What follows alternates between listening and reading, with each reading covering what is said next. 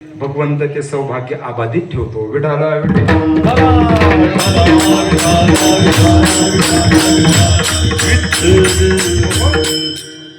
आणि सौभाग्य सौभाग्य तरी काय तर कपाळी जे माता भगिनीच्या कुंकू असतं त्याला सौभाग्य म्हटलं जातं. अर्थात आपले जे सौभाग्य आहे अर्थात पतिराज आहेत त्यांचं सदैव जीवन आरोग्यदायी चांगलं 7 जन्मामध्ये मला हेच पती मिळावेत. वट सावित्रीच्या पौर्णिमेला एक हा सण असतो आणि आज एक मकर संक्रांत. आणि म्हणून आज सतीच्या दृष्टीनं आज एका सौभाग्यवतीच्या दृष्टीनं फार महत्वाचा सण आहे. आणि म्हणून आजच्या दिवशी जेवढी जेवढी सौभाग्यवतीने इच्छा व्यक्त केली तेवढी तेवढी पूर्ण करावीच लागते. बरोबर आहे सर? तुम्ही गप बसले जरा जरा 1.5 लाखाकडे गेलं म्हणून जरा घोटाळा झाला काय नाही ना.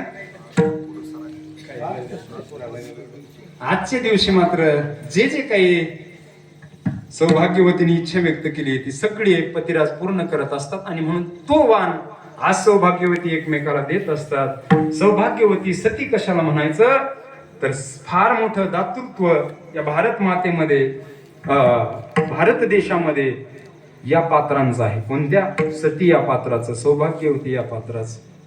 आपल्याला माहिती आहे देश को सजावत सती संतावर शूर, देश को सजावत सती संतावर शूर, देश को लजावत कपटी कायरावर क्रूर.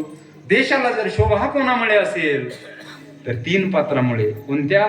सती, संत आणि शूरामुळे. आणि देशाला जर लांछन कोणामुळे असेल देश को लजावत कपटी कायर और क्रूर. कपटी कोणाला म्हणायचं? आमचे गुरुजी म्हणत असतात एक कपटी सुद्धा कोणाला पाजत नाही त्याला कपटी म्हणायचं. लांछन आहे बुवा यांच्यामुळे. कपटी कायर कोणाला म्हणायचं? जो आयुष्यामध्ये खरंच या ठिकाणी कधी बोलत नाही, नेहमी त्याच्या लक्षामध्ये फसवा फसवीच, त्याला कायर म्हटलं जातं, लबाड म्हटलं जातं. आणि क्रूर जी व्यक्ती आहे, क्रूर जे अंतकरण आहे ते देशाला लांछन आहे. पण हे 3 पात्र मात्र देशाला शोभा आहे. सती, संत और शूर.